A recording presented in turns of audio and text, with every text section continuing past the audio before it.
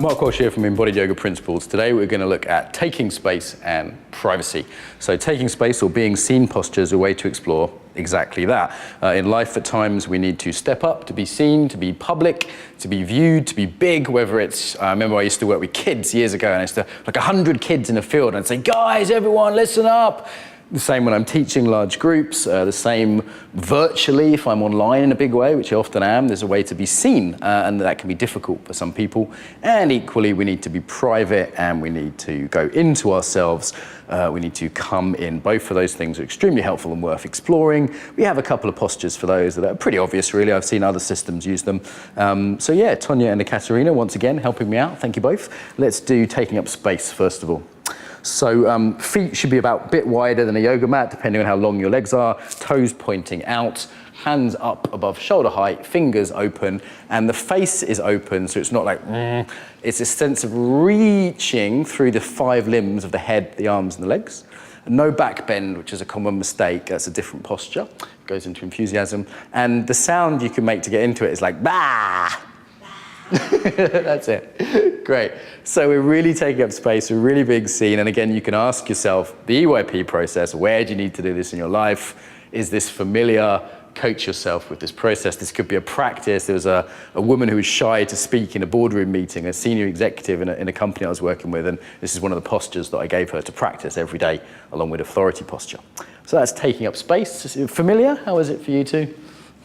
Yes, it's quite familiar for one kind of situations, and it is quite challenging for some other situations. Great. For instance, making a video.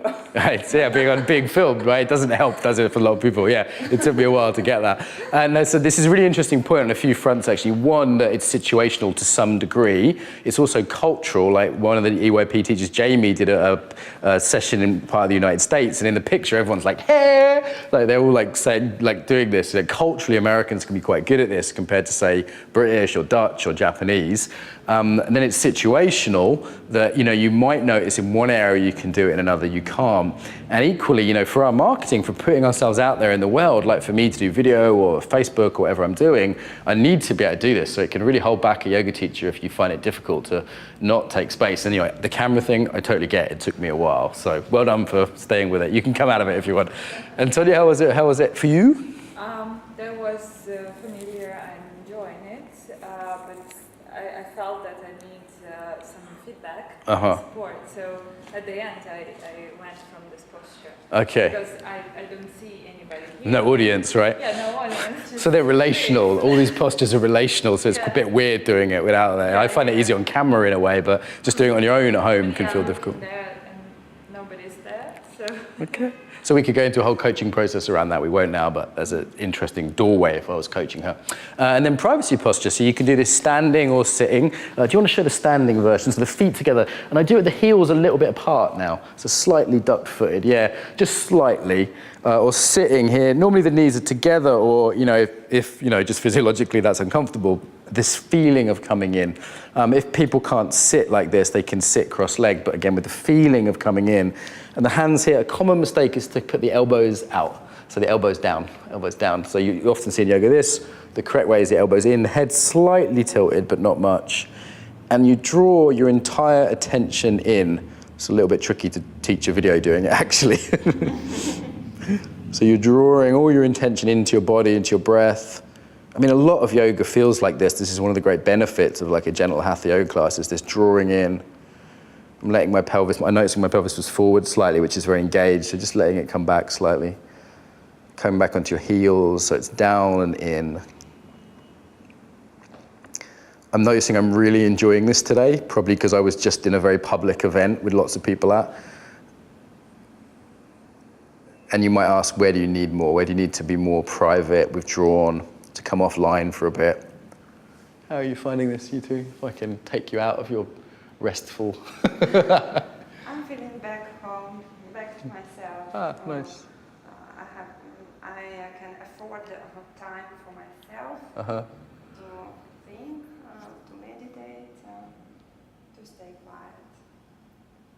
And I don't need to speak a lot to teach, to say something as a mother, and to to be involved in external. Nice, nice. Yeah, happy to not speak so much as a teacher in case the mic didn't pick that up. Yeah, and we tend to speak more quietly in this mode as well. Yeah, yeah. As a teacher, it's about coming back to myself even in the middle of a class. Anything you want to say about this one, Tanya? Yeah, in this posture, my body awareness rises, so I feel my body better. I found my breathing better, and like staying in the contact with myself. Great. Yeah, and still a bit unstable. Bit unstable, yeah, yeah.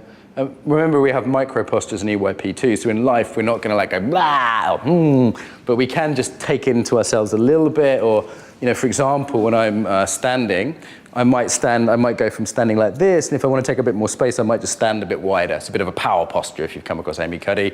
I might stand with my hands on my hips. I might take up more space with my gestures when I'm gesticulating.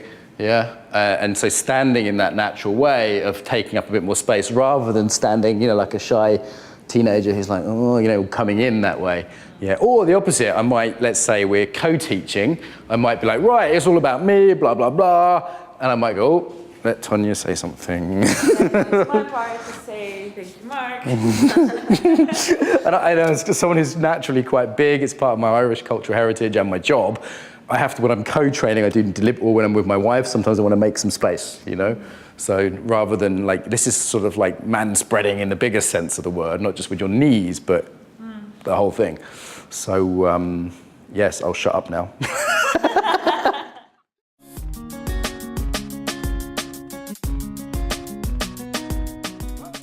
So I hope you enjoyed that video. If you did, you can subscribe to the channel, hit the bell. More importantly, however, get the newsletter. So the newsletter you do, is that right? In the box here?